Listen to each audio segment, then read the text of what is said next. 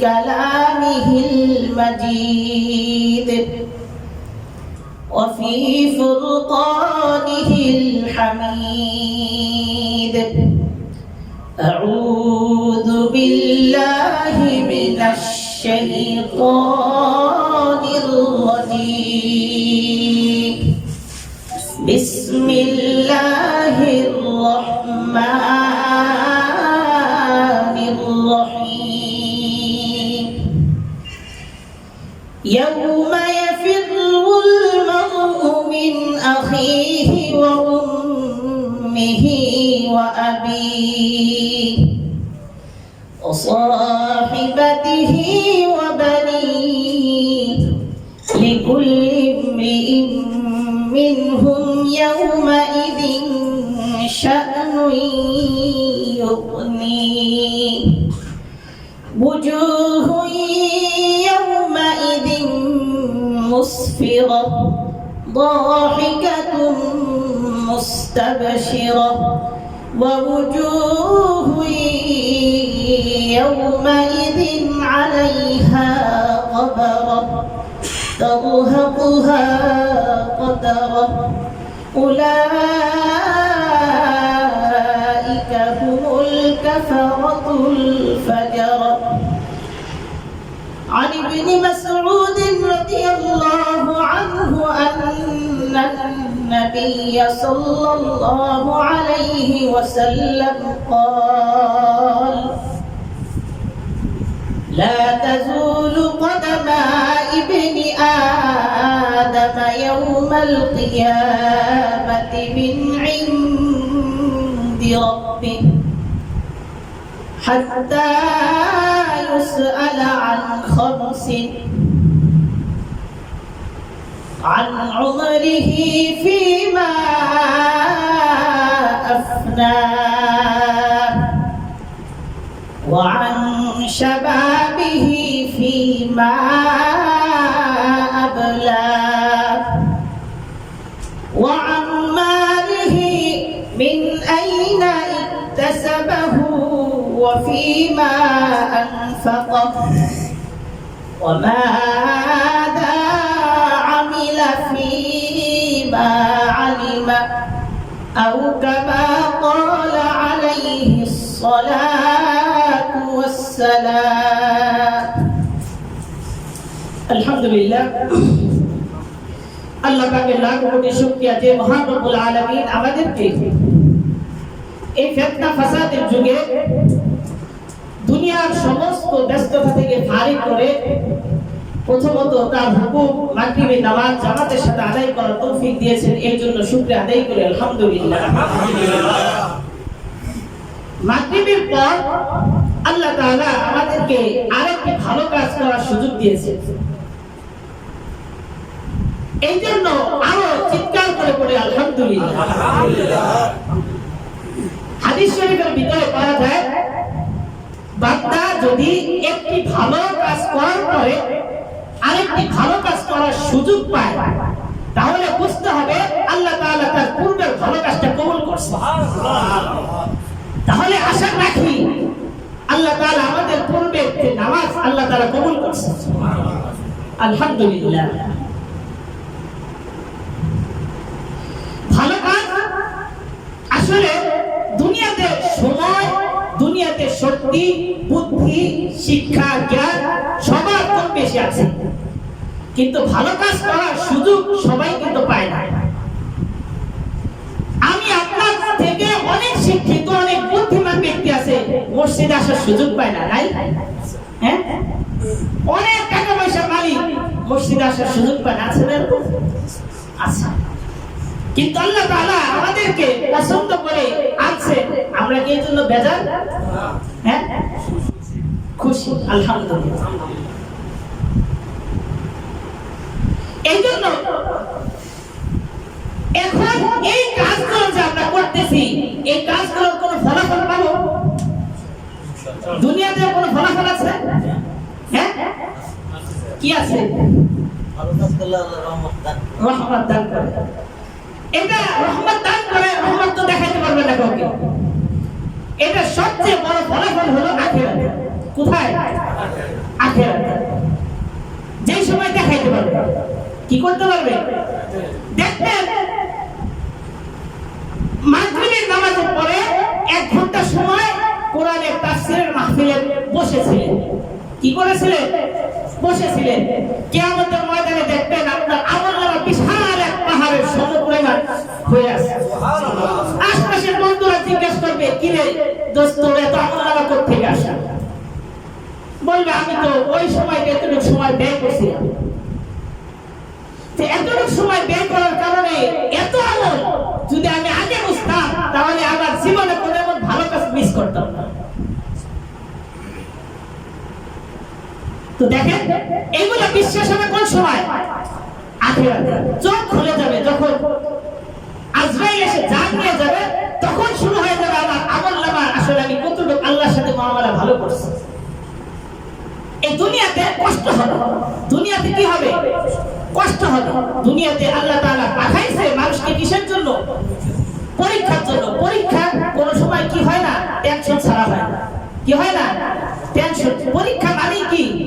Tension, tension, কষ্ট, বিভিন্ন সমস্যা সামনে আসে। সেটাই। কিন্তু মূল জীবন শুরুর থেকে আখিরাত থেকে, মৃত্যুর পর থেকে যে জীবনের কোনো কি নাই, শেষ নাই, ওই জীবনের কোনো টেনশন নাই, যদি আল্লাহ খুশি হয়ে যায়। আমি আপনাদের সম্মুখে যে হাদিস তিলাওয়াত করেছি, পাঠ করেছি, সেই হাদিসের ভিতরে আল্লাহ রাসূল সাল্লাল্লাহু আলাইহি ওয়াসাল্লাম বলেছেন, কাল কিয়ামতের ময়দানে 5টি প্রশ্নের উত্তর বান্দা না দেওয়া পর্যন্ত এক কদমে সে অগ্রসর হতে পারবে না। কয়টি? 5টি প্রশ্ন। عن ابن مسعود رضي الله عنه أن النبي صلى الله عليه وسلم قال لا تزول قدم ابن آدم يوم القيامة عند ربه حتى يسأل عن 5: عن عمره فيما أفنى। কাল কিয়ামতের ময়দানে যখন সকল মানুষ পেরেশান হয়ে যাবে, যখন মানুষ যার যার আমলনামা নিয়ে টেনশনে থাকবে, প্রত্যেকেই যার যার আমলনামা নিয়ে ইয়া নাফসি বলতে থাকবে, ওই সময় আল্লাহ তাআলা প্রত্যেক ব্যক্তির আমলনামা সম্পর্কে 5টি প্রশ্ন করবে। তার ভিতর 1 নম্বর প্রশ্ন হলো উম্মতে মুহাম্মাদীকে জিজ্ঞাসা করা হবে, বান্দা তোমার সকল পূর্ণ জীবনকে তুমি কোন কাজে ব্যয় করেছো? কি জিজ্ঞাসা করবে? তোমার জীবনকে তুমি কোন কাজে ব্যয় করেছো? যদি এই প্রশ্ন করে, তাহলে আমাদের জীবন কোন কাজে ব্যয় করেছি, তখন মনে পড়বে এই ছোট ছোট বিষয়ের কথা। কিসের কথা? হ্যাঁ, ছোট ছোট বিষয়ের কথা। এগুলো ছোট না? হ্যাঁ, ছোট ছোট বিষয়। তখন মনে পড়বে যে আল্লাহ, জীবনে তো ভালো কাজ করি না, একটা কাজ করছি, সেটা হলো অমুক জায়গায় করছিলাম। এরকম না? তখন তো মানুষ আল্লাহর সামনে যত এমন কোনো অজুহাত নাই যা পেশ করবে না বাঁচার জন্য। আর এরকম যখন আমলনামা, ভালো ভালো আমলনামা নিজের থলিতে দেখবে, তখন এইগুলো গর্বের সাথে বলতে থাকবে। আল্লাহ যদি কারোর প্রতি দয়া করে, হয়তো ভাবেন একটা আমলের কারণে আল্লাহ তাআলা নাজাত দিয়ে দেবে। জীবনের হিসাব দিয়ে দেখছেন? পুলিশ আসলে, র্যাব আসলে যদি আপনার 1 মাসের হিসাব চায়, 12টা বেজে যায় না? আর যদি সারা জীবনের হিসাব চায়, অবস্থা কি হবে? এই জন্য ওই সমস্ত হিসাব আল্লাহর সামনে পেশ করার আগে যদি আমি দুনিয়া থেকে হিসাব নিকাশ শুরু করি, আমার জন্য সহজ হবে না কঠিন হবে? হ্যাঁ, সহজ হবে। হিসাব করার দরকার না? আমার টিভির সামনে, আমার গান বাজনার সামনে সময় কতটুকু যায়, আর কোরআন তেলাওয়াত মসজিদ নামাজ রোজার ভিতরে সময় কতটুকু যায় হিসাব করার দরকার না?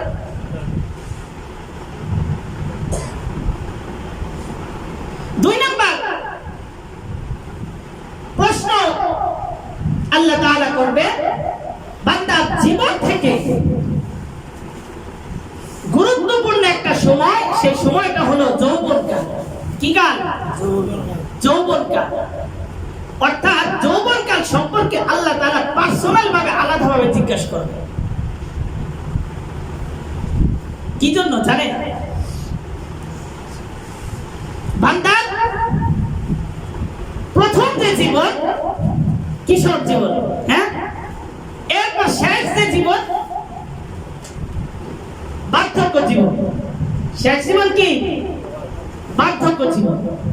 এই বার্ধক্য জীবন আর এই কিশোর জীবনে বান্দা যে কাজ করে তার চেয়ে অনেক গুণ বেশি কাজে যৌবন বয়সে করে।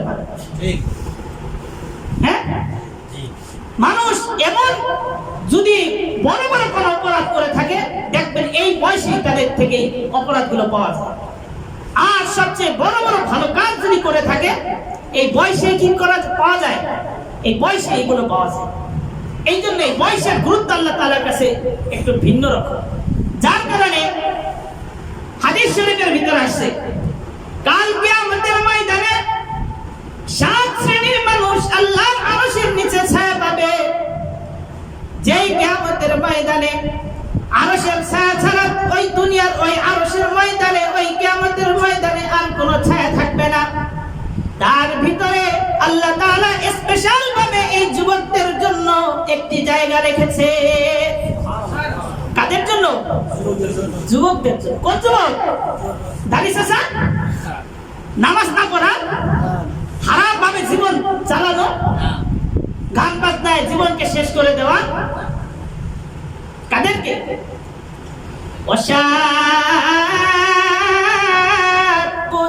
نشأ في عبادة الله।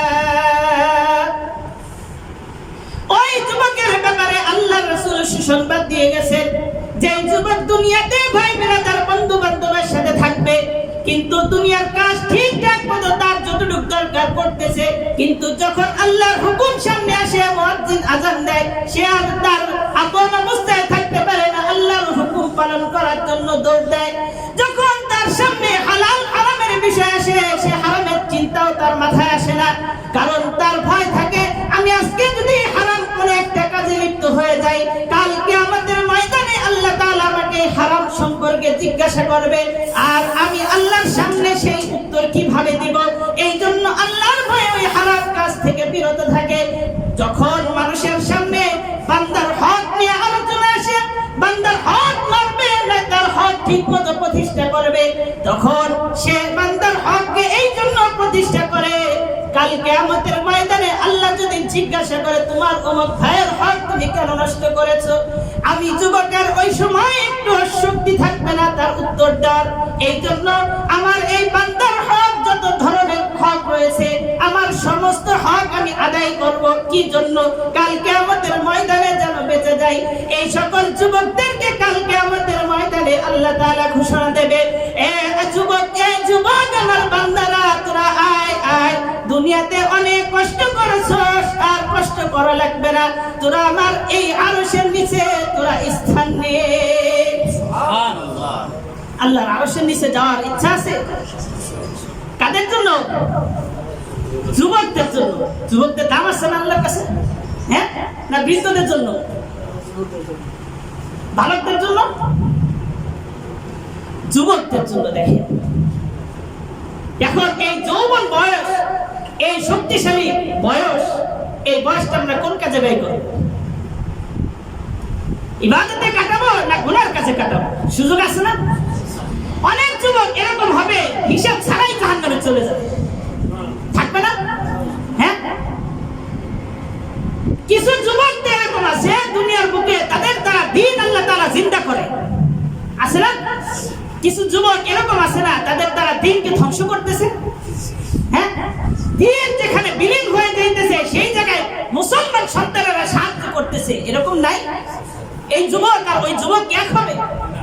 এক একদিনের জন্য এক যুবক তার জীবনকে দিতেছে দিন হেফাজতের জন্য, আর আরেক যুবক দিনকে ধ্বংস করার জন্য জীবন দিতেছে। নাই এরকম পার্থক্য আছে? হ্যাঁ, সবাইকে আরশের নিচে ছায়া পাবে না। কাল কিয়ামতে আমাদের পার্থক্য হয়ে যাবে। ওয়ানাদা আসহাবুল জান্নাতি আসহাবান নারি আন ক্বাদ ওয়াজাদনা মা ওয়া'আদানা রাব্বুনা হাক্কান ফাহাল ওয়াজাদতুম মা ওয়া'আদা রাব্বুকুম হাক্কান।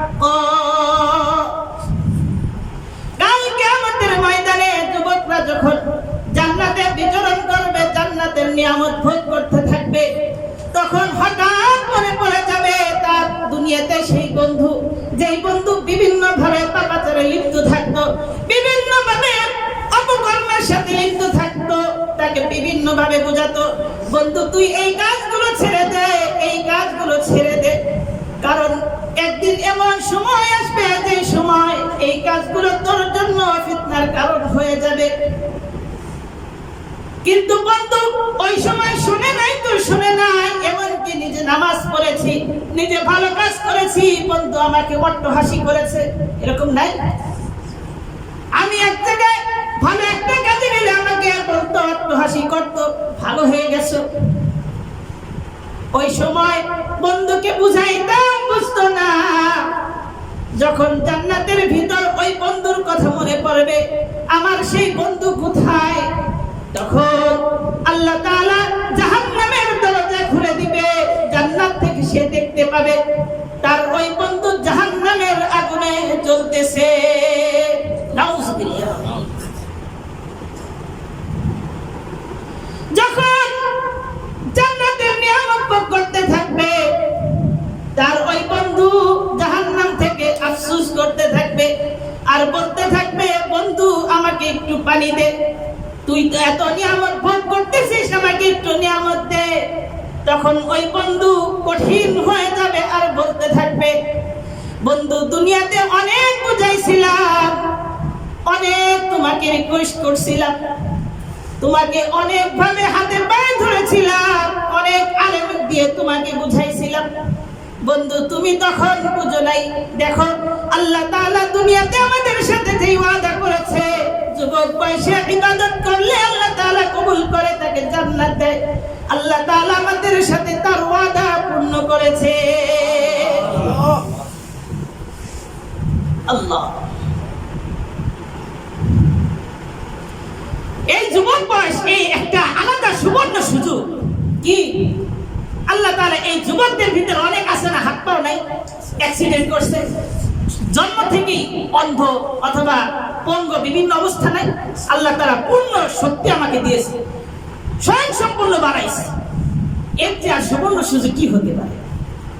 অথচ এই সুযোগ কিন্তু কি হয় না, কাজে লাগে না, মনে চায় কিভাবে যেন পদস্খলন হয়ে যায়, হয় না এরকম?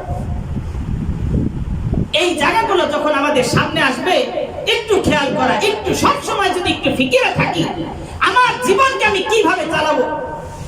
আজকে যদি আমি ঘুম থেকে ওঠার পরে আমার জীবনের রুটিন আমি বানাই ফেলি, আজকে আমার জীবনে কয়টা খারাপ কাজ আমার সম্মুখীন হবে, কয়টা খারাপ কাজ আমার সম্মুখীন হবে, আমি কয়টা থেকে বাঁচতে পারবো, আর কয়টা আমার জড়াই যেতে হবে, কয়টা ভালো কাজ আমার সামনে আসবে, কয়টা আমি করতে পারবো, কয়টা আমি আমার থেকে ছুটে যাবে, বুঝতে পারবো না। হ্যাঁ, বুঝার পর কতগুলো ভালো কাজ করলাম, কতগুলো খারাপ কাজ করলাম, শোয়ার আগে যদি এই কাজগুলো যদি আবার একটু রিপিট করি, যে আজকে কতগুলো কাজ আমি করতে, ভালো কাজ করতে চাইছিলাম, আর কতগুলো ভালো খারাপ কাজ আমি ছাড়তে চাইছিলাম, সেগুলো হয়েছে কিনা, কি বলেন? এইভাবে যদি প্রতিদিন ফিকির করতে কয় মিনিট লাগবে? 2 মিনিট, 1 মিনিট, 5 মিনিট লাগবে, বুঝলাম। এইভাবে যদি প্রতিদিন এই কাজটা করি, আচ্ছা কি মনে হয়, ভালো কাজ কি আস্তে আস্তে বাড়বে না কমবে? বাড়বে। খারাপ কাজ আস্তে আস্তে ছুটবে নাকি বাড়তে থাকবে? ছুটবে। ইনশাআল্লাহ। জান্নাতের পথে যাওয়া কি সহজ হবে না কঠিন হবে? সহজ হবে। দেখেন আল্লাহ রাসূল আমাদের কত সুন্দর করে এই গাইডলাইন গুলো দিচ্ছে যে বান্দা ভয় পাইস না, জান্নাতের রাস্তা অনেক সহজ, অনেক সহজ, কিন্তু আমাদেরকে একটু ফিকির করে আমাদেরকে খুব সতর্কতার সাথে চলতে হবে, তাহলে সব কিছু সহজ। যদি আমরা সতর্কতার সাথে না চলি তাহলেই যত সব কি কঠিন। রাস্তাঘাটে চলি, রাস্তা যদি না চিনি একটু কষ্ট হয় না? যদি রাস্তা চিনে যায় হ্যাঁ সহজ হয়ে যায়। এরকম জান্নাতের রাস্তা যদি একবার ধরে ফেলতে পারি, এইটা জান্নাতের রাস্তা, এইটা জাহান্নামের রাস্তা, একবার যদি চিনতে পারি তারপর বান্দা চলা অনেক সহজ হয়ে যাবে। এই জন্য আগে চিনতে হবে। এই চিনার মাধ্যম হলো উলামায়ে কেরামের সোহবতে বেশি বেশি বসা। কি করা? উলামায়ে কেরামের সোহবতে আসা যাওয়া করা। কোনো একটা বিষয় যদি সমস্যা তৈরি হয়, তৈরি হতে পারে না? আজকে আপনি হঠাৎ একটা কাজে গেছেন, কাজটা মনে করেন আপনার কাছে কেমন যেন মনে হইতেছে। এখন এই বিষয়টা যদি আপনার খটকা লাগে, আপনার ওই সাময়িকভাবে নয়, পাক পেয়ে আসে। আপনি এই কাজটা সম্পর্কে যদি কোনো আলেমের সাথে সম্পর্ক থাকে, জিজ্ঞাসা করেন যে ভাই আমি তো এরকম একটা সামনে সম্মুখীন হয়েছে, এই মুহূর্তে আমার কি করণীয়, কাজটা কতটুকু ঠিক কতটুকু বেঠিক, জিজ্ঞাসা করা যায় না? হুজুরদের কাছে জিজ্ঞাসা করলে কি ডাক্তারের মতো ভিজিট লাগবে? হ্যাঁ, আর খুশি হয়ে যায়, এরকম হয় না? সময় দেয়, খুশির সাথে সময় দেয়। এগুলো যদি আমি জেনে নেই, আমার জন্য কি সহজ হবে না? নাকি চিন্তা ভাবনা এরকম যুবক বয়স, এই বয়সটা একটু কাটাই, এলোমেলো করে কাটাই, এরপরে দাড়ি ঠাড়ি পাকলে, ছেলে মেয়ে বিয়ে দিলে, শ্বশুর শাশুড়ি হইলে এরপরে ভালো কাজ শুরু করবো, এরকম? হ্যাঁ, যুবক বয়সের ইবাদত দেখেন, এই ইবাদত আল্লাহ তাআলার নিকট বৃদ্ধকালের ইবাদত থেকে 1000 গুণ শ্রেষ্ঠ, 1000 গুণ শ্রেষ্ঠ। এই যুবক বয়সে আপনি পেশাব পায়খানা করে আপনার ওযু কখন নষ্ট হয়, কিভাবে নষ্ট হয় বুঝতে পারেন না? বৃদ্ধ বয়সে বোঝা যায়? হ্যাঁ, নামাজ পড়তেছে ওই পাশে ওযু নেই, নিজেও জানে না, হইতে পারে না এরকম? আমাদের সরকারি 60, 62, 64 বছর বয়সে কি করে পেনশন দেয়, তাই না? কি শক্তি থাকার কারণে না শক্তি না থাকার কারণে? না থাকার কারণে। এরপরে যে টাকাগুলো দেয় এটা কি বোনাস দেয় নাকি কাজের হিসেবে দেয়? বোনাস দেয়। তো আমাদের যদি যুবক বয়সে আমরা যদি নফল নামাজ বেশি বেশি করি, দান সদকা বেশি বেশি করি, ইবাদত যদি আমার যেভাবে সুন্নাত তরিকায় চলার দরকার সেইভাবে যদি চলি, গুনাহ থেকে বাইরে থাকার চেষ্টা করি, আমি বৃদ্ধ বয়সে যখন অক্ষম হয়ে যাব, আল্লাহ তাআলা ওই সময় আমার এই আমলগুলো অটোমেটিক সব দিতেই থাকবে, দিতেই থাকবে। জান্নাতে যাওয়া কি সহজ না কঠিন? সহজ, সহজ। এই জায়গাগুলো আসলে আমরা ভুলে যাই, আমরা ভুল করে ফেলি, যার কারণে আমাদের সমস্যা, যত সব সমস্যা। আরেকটা বিষয় দেখেন, কয় নাম্বার প্রশ্ন ছিল? কয় নাম্বার? 3 নাম্বার। 1 নাম্বার হলো জীবন সম্পর্কে, 2 নাম্বার যৌবন সম্পর্কে, 3 নাম্বার ওয়ান মালিহি মিন আইনা ইকতাসাবাহু ওয়া ফীমা আনফাকা। 3 নাম্বার বান্দা তার ইনকাম সম্পর্কে জিজ্ঞাসা করা হবে। বান্দা তোমার সারা জীবন তুমি কিভাবে, কোন পন্থায় তুমি মাল উপার্জন করেছো, আর এই মাল উপার্জন করার সাথে সাথে তুমি কোন রাস্তায় ব্যয় করেছো। ইনকাম সম্পর্কে, কি সম্পর্কে? ইনকাম সম্পর্কে। ইনকাম সম্পর্কে আমাদের আসলে কয়েকটা ভুল হয়ে যায়। 1 নাম্বার হলো আমরা যারা ইনকাম করি, ইনকামের ভিতরে কিছু ভুল তৈরি হয়। আবার ইনকাম অনেক সময় আছে অনেক সলিড ভাবে করি, কিন্তু খরচ করার সময় কিছু ভুল হয়ে যায়, এরকম হয় না? হ্যাঁ, ইনকাম করার ক্ষেত্রে দেখেন আল্লাহ তাআলা কি নিষেধ করছেন? হ্যাঁ, فَإِذَا قُضِيَتِ الصَّلَاةُ فَانتَشِرُوا فِي الْأَرْضِ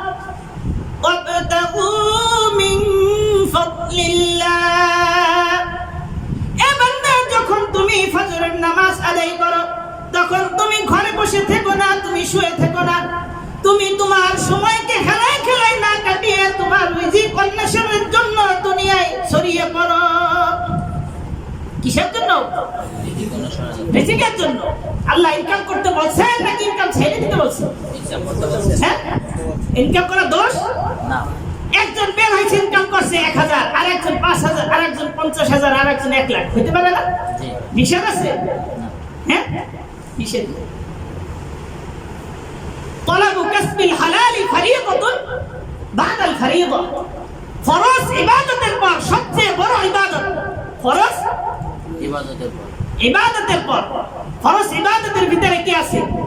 নামাজ, হজ তৌফিক হলে, যাকাত, রোজা।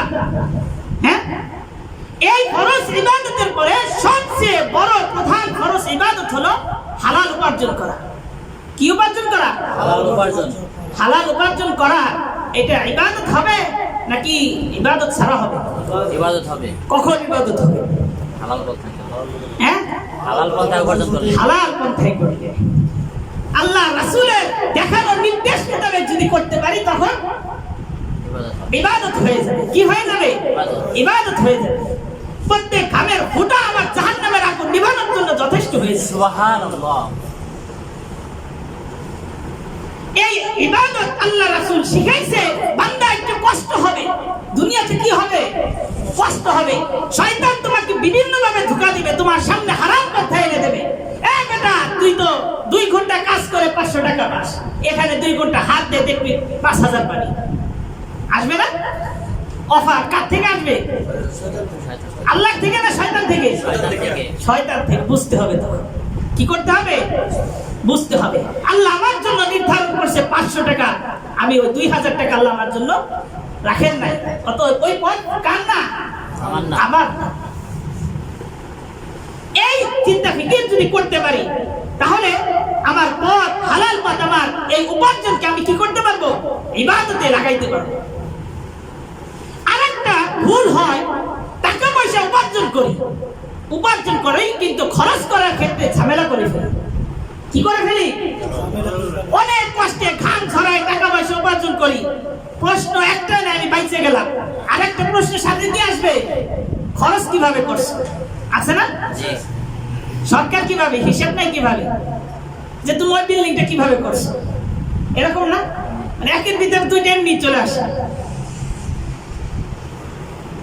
খরচ করার ক্ষেত্রে দেখেন, টাকা পয়সা উপার্জন করছে আল্লাহ তাআলা নিয়ামত, আল্লাহ তাআলা যে কাউকে দিতে পারে, যে কাউকে। আমার দাদা গরিব ছিল, নাতি অঢেল সম্পদের মালিক, হয় না এরকম? দাদা অনেক কোটিপতি ছিল, নাতি অন্যের কাজ করে খাইতেছে, হয় না এরকম? অর্থাৎ সম্পদ একটা জিনিস মনে রাখবেন, সম্পদ আল্লাহ তাআলা কাউকে দিয়ে পরীক্ষা করেন, কাউকে না দিয়ে পরীক্ষা করেন। এই সম্পদের ভিতরে বান্দার কোনো বুদ্ধির কোনো শক্তি নাই, বান্দার হাতের শক্তি নাই, বান্দার কোনো শক্তি নাই। আল্লাহ তাআলা কাউকে কোনো সময় কোনো শক্তি দিয়ে একটা মাধ্যম বানাই দেয়। কি করে? অনেক অশিক্ষিত লোক আছে না, সাইন করতে পারে না, কোটি কোটি টাকার মালিক আছে না? অনেক সার্টিফিকেটধারী আছে, চাকরি পায় না, না খেয়ে মরতেছে, নাই? অনেক বুদ্ধিমান আছে সমাজে, অন্যকে মনে করেন বিপদ থেকে বাঁচায়, বিভিন্ন ভাবে করে, অথচ এই পাশে নিজে না খেয়ে রয়েছে। অনেক সময় আছে নিজে হিসাবও জানে না, বউ হিসাব করে দেয়, অথচ টাকা পয়সার অভাব নেই, না এরকম? হ্যাঁ, কি বুঝলেন? বুদ্ধি দিয়ে সম্পদ উপার্জন করে, এগুলো একটা মাধ্যম। এগুলো কি? এগুলো আসে কোত্থেকে? আল্লাহর পক্ষ থেকে। আল্লাহ যখন কাউকে দিতে চান তাকে দেন, কাউকে যদি বন্ধ করে দেন তার থেকে নিয়ে নেন। কিন্তু এগুলো কাউকে দেন, এটা কিসের জন্য? আরামায়েশের জন্য না পরীক্ষার জন্য? পরীক্ষার জন্য। কারো থেকে নিয়ে নেন আরামায়েশের জন্য না পরীক্ষার জন্য? পরীক্ষার জন্য। বুঝতে হবে। কারো জন্য সম্পদ নিয়ে নেওয়া, এটা মনে করতে হবে কিছু কিছু সময় এমন হতে পারে তার জাহান্নামে থেকে জান্নাতে যাওয়ার একটা মাধ্যম আল্লাহ তাআলা তৈরি করে দিয়েছে। হতে পারে না? সাময়িকভাবে মনে হয় সম্পদ নিয়ে আমি তো বিপদে পড়ে গেছি, অথচ এই সম্পদ থাকলে হয়তো এরকম কোন খুনের সাথে জড়াই যেত, কোন খারাপ আত্মার সাথে জড়াই যেত। হতে পারে না? কাউকে আল্লাহ তাআলা সম্পদ দিয়ে জান্নাতে যাওয়ার মাধ্যম বানাই দেয়। হতে পারে না? সম্পদ আছে, আল্লাহ তাআলা সম্পদ দিয়ে এমন ভালো ভালো কাজ করাইছে যে আসলে জীবনে অন্য কোনো বড় লোকের দিয়ে কি ছিল না, সম্ভব ছিল না, হতে পারে না। পারে। বুঝতেছেন কিছু? জি। আবার এই সম্পদ নেয়ার কারণে কারোর জন্য কি হয়ে যায়? জাহান্নামের রাস্তা হয়ে যায়। আবার এই সম্পদ দেওয়ার কারণে কারোর জন্য কি হয়ে যায়? জাহান্নামের রাস্তা হয়ে যায়। এই জন্য সম্পদ আসলে সম্পদ গেলে এর জন্য কি করা? শুকরিয়া আদায় করা। এর জন্য টেনশন করার কি নাই, কোনো সুযোগ নাই। সব সময় আলহামদুলিল্লাহ, সব সময় আল্লাহ যেই হালে রাখেন আলহামদুলিল্লাহ আমি রাজি। আমি আল্লাহর বর্তনের উপরে কি? আমি আল্লাহর বর্তনের উপর সন্তুষ্ট, আলহামদুলিল্লাহ। এই জন্য খরচ করার ক্ষেত্রে দেখেন, খরচ করি, ছেলে সন্তানকে টাকা পয়সা অর্ডার দিতেছি, সে কোথায় যাইতেছে খোঁজ খবর রাখি না। এরকম হয় না? সমাজের ভিতরে গান বাজনা হইতেছে, চালাই দিলাম, নে যার আগে খরচ আমি আসি, সামনে চেয়ারটা দিয়ে দিল, হয় না? সমাজের ভিতরে যত খারাপ কাজ আছে করার জন্য সামনে থাকি, হয় না? এই বড় লোক আর যে বড় লোক মনে করে সমাজের ভিতরে গরিব দুঃখীদের সাহায্য করে, মসজিদের টাকা লাগবে, মসজিদে টাকা খরচ করতেছে, এতিমের পড়াশোনা দরকার, তার খরচ চালাইতেছে। এই বড় লোক আর এই বড় লোক এক হবে? হ্যাঁ, কিয়ামতের দিন পার্থক্য এসে যাবে। এই বড় লোকের জন্য যে ভালো কাজ করেছে সম্পদ তার জন্য কিয়ামতের দিন নিয়ামত হবে, আর ওই বড় লোক, ওই ধনী, তার জন্য এই সম্পদ গজবের একটা কারণ হবে। এই জায়গাগুলো আসলে খেয়াল করবে। এই জন্য কিয়ামতের ময়দানে আল্লাহ তাআলা তিন ধরনের ব্যক্তিদের হিসাবের ভিতরে এক শ্রেণী কাফের, মুনাফিক। কাফের, মুনাফিক, এই শ্রেণীকে আল্লাহ তাআলা বিনা হিসাবে কি করবেন? বিনা হিসাবে জাহান্নামে দিবেন। এদের কোনো কি হবে না? হিসাব হবে। কাদেরকে?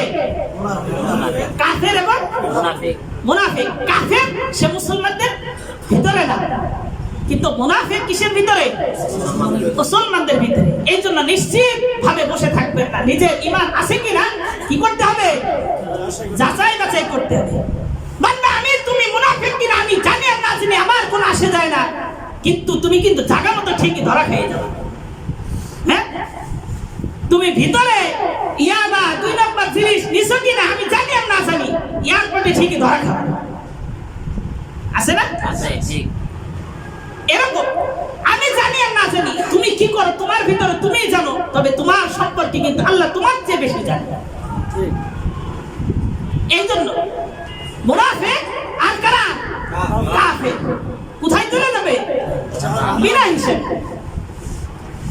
আরেক শ্রেণীর লোক যারা বিনা হিসেবে জান্নাতে চলে যাবে, তাদের ভিতরে 1 নম্বর আসবে নবী রাসূলগণ। 2 নম্বর তার উম্মতের ভিতরে সবচেয়ে স্বচ্ছ, সবচেয়ে সৎ ব্যক্তিরা। যেমন হাদিসের ভিতরে পাওয়া যায় উলামায়ে কেরামকে আল্লাহ তাআলা বিনা হিসাবে জান্নাত দিবেন। কাদেরকে? যারা ইলম অনুযায়ী ইলমের হক আদায় করেছে।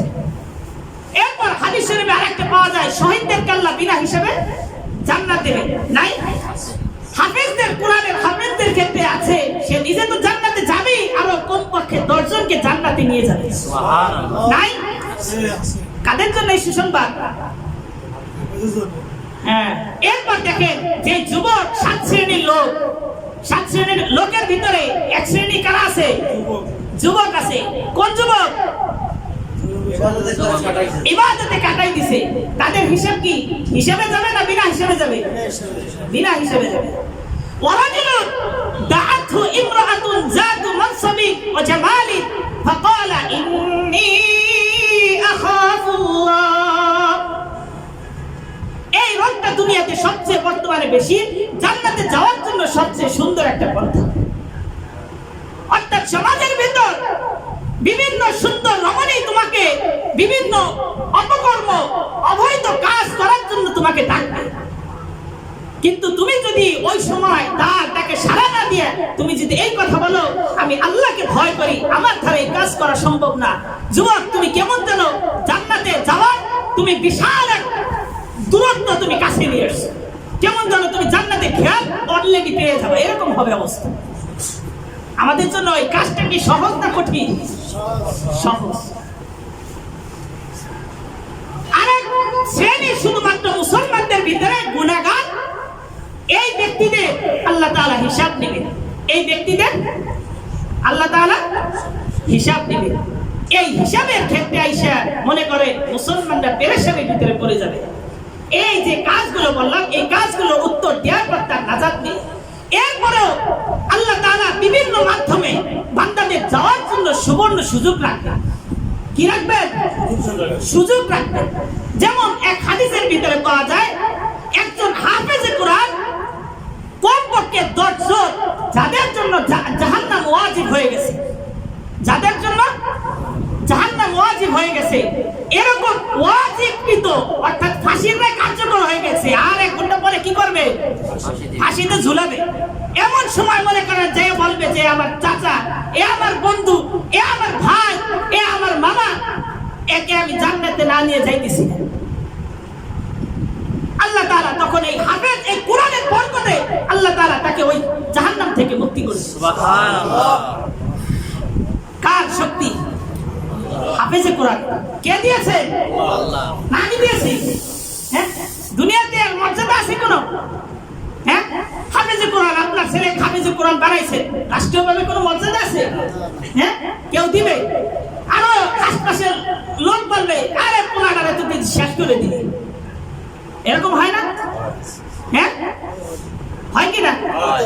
যে ছেলেটা তো মেধাবী ছিল, বুদ্ধিমান ছিল, সুন্দর, দেখতে ভালো, একে তুই ডাক্তার বানাইতে, ইঞ্জিনিয়ার বানাইতে, কোথায় গেছে? সে তো না খেয়ে মরবে, নিজে তো না খেয়ে মরবি, তোদেরকে না খেয়ে খাওয়াই মারবে। হবে না এরকম? বলে কিনা? জান্নাতে যাওয়ার জন্য তারা কি উৎসাহিত করতেছে না দূরে নিয়ে যাইতেছে? দূরে নিয়ে যাইতেছে। হ্যাঁ, বুঝবেন এই কথা ওই সময় বুঝবেন যখন কেউ এরকম করবে। বুঝতে পারলি পাইতে গেছে। আর যদি না বুঝে যদি মনে মনে ভাবে ঠিকই তো, কথা তো খারাপ হয় না, ভাই তো ভালো কথাই বলছে, বন্ধু তো ভালো কথাই বলছে, তখন যদি ধাক্কা দিয়ে মাদ্রাসাতে কানটা তৈরি নিয়ে এসে দেন কলেজে লাগাইয়ে, জান্নাত পেয়ে যাবে না? হ্যাঁ না। কে এই গুরুত্ব, এই শিক্ষার মান কে দিয়েছে? সরকার দিয়েছে, আল্লাহ রাসূল দিয়েছে? হ্যাঁ, ভুল হবে কোনো? মিথ্যা বলবে? ধোঁকাবাজি করবে? ধোঁকাবাজি। এরপরে হাদিসের ভিতরে এরকম আসছে, কালকে আমাদের ময়দানে উলামায়ে কেরাম, উলামায়ে কেরাম জান্নাতের দিকে যাইতে থাকবে। হাদিস শরীফের ঘটনা বলতেছি। জান্নাতের দিকে যাইতে থাকবে, প্রতিমধ্যে এক ব্যক্তি এসে তাদের সামনে দাঁড়াবে, হুজুর আজকে অনেক পেরেশানির ভিতরে পড়ে গেছি, আপনাদের কথা মতো ঠিক মতো চলতে পারি নাই, কিন্তু আজকে দেখি আপনারা যা বলেছেন প্রত্যেকটা কথাই আপনাদের সত্য। হুজুর আপনারা তো জান্নাতে যাইতেছেন, আমার তো কোনো আমল নাই, তবে একটা আমলের কথা মনে পড়ে, আপনি যখন ওযু করতেছিলেন আপনার ওযুর পানি আমি একটু এনে দিয়েছিলাম, আপনার ওযুর পানি আমি বদনাটা একটু ভরে দিয়েছিলাম, পাত্রটা একটু ভরে দিয়েছিলাম। হুজুর আজকে আপনি যদি আমার উপর একটু রহম করেন, আপনার জন্য আল্লাহ তাআলা সুযোগ দিয়েছেন, আজকে আমাকে এই বিপদ থেকে আপনি উদ্ধার করেন। কিতাবের মধ্যে আসছে ওই আলেম ওই ব্যক্তিকে হাত ধরে নিয়ে যাবে। সুবহানাল্লাহ। কি ধরে? হাত ধরে নিয়ে যাবে। কি উপকার করছিল? অনেক কঠিন, অনেক বড় উপকার। হ্যাঁ, কাদের পাওয়ার? কাদের? হ্যাঁ, আলেমদের। কে দিয়েছে? কথা শেষ করে দিচ্ছি। তো সবচেয়ে বড় বিষয় হলো যে বান্দার অনেক সময় আমলের ভিতরে যদি ত্রুটি থাকে, কি থাকে? ত্রুটি থাকে, তারপরে বান্দাদের আল্লাহ তাআলা কিছু কিছু সময় এরকম হবে যে জান্নাতে যাওয়ার জন্য সুবর্ণ সুযোগ করে দিবে। কি করে দিবে? বিশ্বাস হয় না? হ্যাঁ, একজন হাফেজে কোরআনকে যখন জান্নাতে দিতেছে, এই দর্শনের ভিতরে আপনি পড়ে যেতে পারেন না? হ্যাঁ, পারেন কিনা? এখন কথা হলো আমাদের এই সম্ভাবনা আছে কিনা? হ্যাঁ, আমি নিজে হাফেজে কোরআন হইতে পারি নাই, আমার ছেলে হাফেজে কোরআন বানাইতে পারি না? হ্যাঁ, আমার বংশের ভাই ব্রাদারকে বানাইতে পারি না?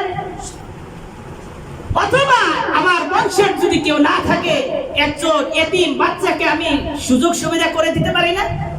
হ্যাঁ, পারি কিনা? পারে না। এগুলো কিসের? আমার আখিরাতের কামাই। কিসের কামাই? আখিরাতের কামাই। এই জন্য এরপরও দুনিয়াতে চলার সময় অনেক সময় বিভিন্ন ত্রুটির সম্মুখীন আমাদের কি হয়ে যেতে পারে, সামনে এসে যেতে পারে, যে ত্রুটিতে জড়াই গেছে, হতে পারে না? এরপর আল্লাহ তাআলা আমাদেরকে সুযোগ দিয়েছে। কি দিয়েছে? সুযোগ দিয়েছে যেন আমি দূরে না চলে যাই, আল্লাহর রহমত থেকে নিরাশ না হয়ে যাই, যেন ওই সময় আমি কি করি, তওবা করি, আল্লাহর কাছে ফিরে আসি। এই জন্য আল্লাহ তাআলা বলতেছে, قل يا عبادي الذين آمنوا لا تقنطوا من رحمة الله। হে আমার বান্দারা, তোমরা যারা আমি আল্লাহকে বিশ্বাস করেছো, দুনিয়ার মধ্যে তোমাদেরকে পরীক্ষা করার জন্য পাঠিয়েছি। আমি আল্লাহ তাআলা জানি তুমি জান্নাত জাহান্নামকে কতটা ভয় করো, তুমি আল্লাহ তাআলাকে কতটা ভালোবাসো, আল্লাহ তাআলাই সবচেয়ে ভালো জানে। অতএব বান্দা, যদি তুমি শয়তানের ধোঁকায় পড়ে, নফসের ধোঁকায় পড়ে, বন্ধু বান্ধবের ধোঁকায় পড়ে, যদি কখনো অন্যায় কাজে জড়িয়ে যাও, ওই অন্যায় কাজে বসে থেকো না, ওই অন্যায় কাজে স্থায়ী হও না, ওই অন্যায় কাজ থেকে ফিরে এসে আল্লাহর নিকট তওবা করো, আল্লাহর নিকট প্রণাজারি শুরু করে দাও, আল্লাহর নিকট কেঁদে কেঁদে বলতে থাকো, আল্লাহ অপরাধ করে ফেলেছি, কাঁদতে থাকো। তাহলে আল্লাহ তাআলা বলতেছেন, বান্দা তুই যদি আমার নিকট এক কদম দৌড়াস, আমি আল্লাহ তাআলার রহমত তোর নিকট এর চেয়েও বেশি দৌড় দেস। একটা ঘটনা বলেই শেষ করছি। বনী ইসরাইলের ভিতরে এক যুবক ছিল, যে অন্যায় যার কি ছিল না, সে ছিল বিভিন্ন ধরনের যুবক যে অন্যায় করতে পারে। সমাজের মানুষ অতিষ্ঠ ছিল, সমাজের মানুষ অতিষ্ঠ ছিল। এই যুবক একদিন হঠাৎ অসুস্থ হয়ে পড়ছে। হঠাৎ অসুস্থ হয়ে পড়লে সমাজের কেউ তার সেবা করতেছে না। আরো যে আসে, সে এসে বলতেছে, মরসটাকে তাড়াতাড়ি মর। এটা কি দোয়া করে না বদদোয়া করে? হ্যাঁ, সামনাসামনি বললে কেমন লাগে, কেমন যেন ছুরিতে একটা আঘাত করলে এরকম না? এই কষ্টগুলো মনে করে পাইতেছে। যখন সবাই একই কথা বলতেছে, তখন হঠাৎ তার ভিতরে একটা হুঁশ ফিরে আসছে, হায় হায়, আমি কি পরিমাণ খারাপ কাজ করেছি। এই সব কিছু মিলে হঠাৎ তার বুঝে আসছে যে না, আমার তো আমার রবের নিকট ফিরে যাওয়া দরকার। এই আশা নিয়ে আল্লাহর নিকট ফিরে আসার জন্য যুবক এলাকা থেকে বের হয়ে জঙ্গলে চলে গেছে। আর জঙ্গলে গিয়ে তওবা করে এমন কান্নাকাটি করছে, কান্নাকাটি করে ওই অবস্থায় ওই যুবক ওখানে মারা গেছে। ওই সময় নবী মুসা আলাইহিস সালাম, আল্লাহ তাআলা মুসা আলাইহিস সালামকে বলতেছে, মুসা তুমি অমুক জঙ্গলে যাও, আমার এক জান্নাতি বান্দা ওখানে আছে, তাকে দাফনের ব্যবস্থা করো। কি করো? দাফনের ব্যবস্থা করো। যদি আপনাদের এলাকায় এরকম ঘোষণা হয়, অমুক জায়গায় একজন জান্নাতি লোক পড়ে রয়েছে, যাবেন না? হ্যাঁ, জান্নাতি লোক কেমন দেখার দরকার আছে না? হ্যাঁ, এটা আশ্চর্য লাগে না? এরকম তো মুসা আলাইহিস সালাম অবাক হয়ে গেছে, জান্নাতি লোক, তাও ঘোষণা কে দিয়েছে? আল্লাহ দিয়েছে। দেখো এলাকায় আসছে, আসার পরে জিজ্ঞেস করতেছে যে, প্রথমে ওই যুবককে দেখছে যে ঠিক ওখানে লাশ নিয়ে আসছে, এরপর এলাকার মানুষদেরকে জিজ্ঞেস করছে তার এমন কি ভালো আমল ছিল যে তিনি জান্নাতি। এখন জনসাধারণ অবাক করে তাকাই দেখতেছে, নবী আপনি কি বলতেছেন? এত দুনিয়ার সবচেয়ে খারাপ একজন ব্যক্তি ছিল, দুনিয়ার খারাপ ব্যক্তি ছিল, আপনি কি করতেছেন? জান্নাতি লোক মিলতেছে না। হ্যাঁ, জনগণ বলতেছে একটা, আল্লাহ বলতেছে আরেকটা। তখন আল্লাহ তাআলা মুসা আলাইহিস সালাম বলতেছে, হ্যাঁ মুসা, ওই এলাকার লোক এই যুবকের সম্পর্কে যে ঘোষণা দিয়েছে, যে সংবাদগুলো দিতেছে, এই সংবাদগুলো সত্য, কিন্তু এর ভিতর দিয়ে আরেকটি ঘটনা ঘটে গেছে যে এই এলাকার মানুষ কেউ দেখে নাই, আমি আল্লাহ তাআলাই শুধু ওই ঘটনা দেখেছি। সুবহানাল্লাহ। এই যুবক এই এলাকায় যখন মানুষ সকলে তাকে ধুরু ধুরু এই এলাকা থেকে তাকে তাড়িয়ে দিয়েছে, সকলে যখন তাকে বয়কট করেছে, এই যুবক জঙ্গলে গিয়ে আমার নিকট এমন ভাবে তওবা করে আমি আল্লাহ তাআলা এই যুবককে মাফ না করে পারি না। সুবহানাল্লাহ। আমি আল্লাহ তাআলা এই যুবককে মাফ করে দিয়েছি, আর ওই সময় কিছু সময় পরে তার হায়াত শেষ হয়ে গেছে। সুবহানাল্লাহ। এখন আল্লাহ তাআলা মাফ করে দিলে এই যুবক পরে কি গুনাহ করার সুযোগ পাইছে? হ্যাঁ, কোথায় যাবে? জান্নাতে। জান্নাতে। এই জন্য এই ঘটনা বলার উদ্দেশ্য হলো যে বান্দা যে অবস্থায় থাকো না কেন, আল্লাহর রহমত থেকে কি করো না, নিরাশ হয়ে না। আজকে মরার কোনো গ্যারান্টি আছে? না। সময় আছে? আজকে বর্তমান সময় দেখা যায় যুবকদের মৃত্যু কি হইতেছে, বেশি হইতেছে। তাহলে আমার কি এখন এরকম আছে যে এই যুবক বয়সে এখন একটু গুনাহ করে নেই, পরে তওবা করে ঠিক করবো? বনি ইসরাইলের ঘটনা তো আছে আমার সামনে। হ্যাঁ, কি বলে, এই কাজে ব্যবহার করবো? না। হ্যাঁ, না। খেয়াল রাখবেন। এগুলো কিসের জন্য? অর্থাৎ ইবলিস আল্লাহর রহমত থেকে কি হয়ে গেছে, বঞ্চিত হয়ে গেছে। নিরাশ হয়ে গেছে। কি হয়ে গেছে? যার কারণে কিয়ামত পর্যন্ত ইবলিসের কি করার সুযোগ হবে না, তওবা করার সুযোগ হবে না। কিন্তু বনি আদম ভুল করেছে, কিন্তু সে আল্লাহর রহমত থেকে কি করে নাই, নিরাশ হয় নাই। যার কারণে তওবা করার কি হয়েছে, সুযোগ হয়েছে। আমরা কার উত্তরসূরি, ইবলিসের না বনি আদমের? বনি আদমের। হ্যাঁ, বনি আদমের। আদমের। আমাদের খাসিয়াত কি হবে? হ্যাঁ, আদমের খাসিয়াত। আমাদের ভুল হলে ভুল সংশোধন করে দেওয়া, ভুল সংশোধন করে দেওয়া। এই জন্য আল্লাহ তাআলা আমাদেরকে আমাদের জীবনে যে অবস্থায় থাকি, আমাদের এই জীবনের পাপ কর্ম থেকে বেঁচে এবং ভালো কাজে আমাদের জীবনকে লাগানোর তৌফিক দান করে। আমিন। এবং বাকি জীবন যেন জান্নাতে যে কাজগুলো করলে জান্নাতে যাওয়া যায়, জান্নাতে যাওয়া সহজ হয়, এই কাজগুলো আল্লাহ তাআলা আমাদেরকে বেশি বেশি করার তৌফিক দান করেন। আমিন। ওয়া আখির দাওয়ানা আলহামদুলিল্লাহ।